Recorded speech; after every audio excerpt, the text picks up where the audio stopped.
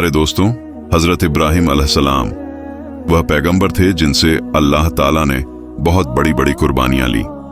नमरूद ने उन्हें आग में जलाने की कोशिश की, मगर अल्लाह ने उन्हें सलामत उस आग से बाहर निकाल लिया।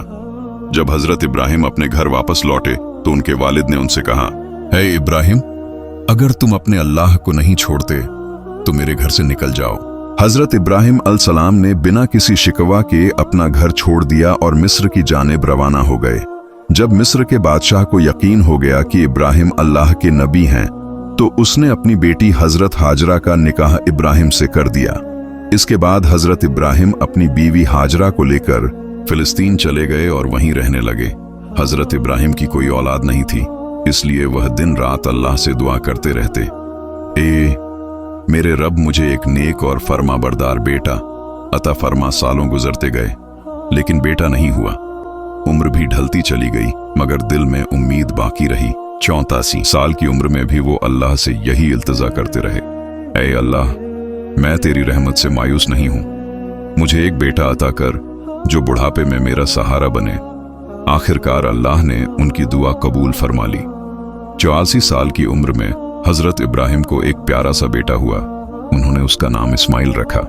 आप अंदाजा लगाइए, एक बाप जिसने 44 साल की उम्र में बेटा पाया हो, उसकी मोहब्बत उस बेटे से कितनी होगी। वो हर वक्त उसे सीने से लगाए रखते, चूमते, कंधों पर बिठाकर बाजारों में फिराते, उसके साथ खेलते और हंसी करते। अभी बेटे की पैदाइश को 1 हफ्ता भी नहीं गुजरा था कि हजरत जिब्राइल अलैहिस्सलाम इब्राहिम के पास आए और कहा, ए अल्लाह के नबी, अल्लाह का हुक्म है कि आप अपनी बीवी और बच्चे को खुद से जुदा कर दें। यह सुनकर हजरत इब्राहिम का दिल कांप गया।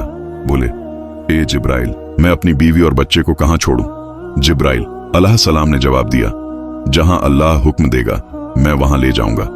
कल सुबह इंसानी शक्ल में ऊंट पर आऊंगा। आप अपनी बीवी और बच्चे को तैयार रखना और मेरे पीछे चलना। अगली सुबह हजरत जिब्राइल ऊंट पर सवार होकर आए। इब्राहिम अलैहिस्सलाम ने भी अपनी बीवी हाजरा और बेटे इस्माइल को ऊंट पर बिठाया और खुद भी ऊंट पर सवार हो गए।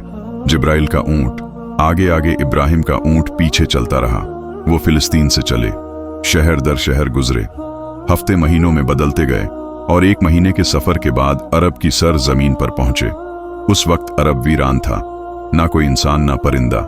जिब्राइल का ऊंट काले सुनसान पहाड़ों के दरमियान चलता रहा। आखिरकार 4 ऊंचे पहाड़ों के बीच एक वादी में पहुंचे जहां आज काबा मौजूद है, लेकिन उस वक्त वहां दूर दूर तक कोई नहीं था।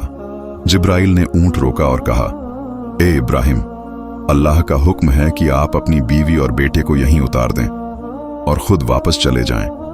यह सुनते ही हजरत इब्राहिम अलैहिस्सलाम का दिल कांप उठा। वह वही इब्राहिम थे जो आग में फेंके जाने पर भी खामोश खड़े रहे थे और सिर्फ इतना कहा था, मेरा रब मेरे लिए काफी है। मगर आज जब जिब्राइल अलैहिस्सलाम ने उन्हें कहा कि अपनी बीवी और बच्चे को इस सुनसान जगह पर छोड़ दो, तो इब्राहिम अलैहिस्सलाम बेचैन हो उठे। बोले, ए जिब्राइल, ये तुम क्या कह रहे हो? यहां तो ना पानी है ना खाना, मेरे बीवी और बच्चे यहां कैसे जिंदा रहेंगे?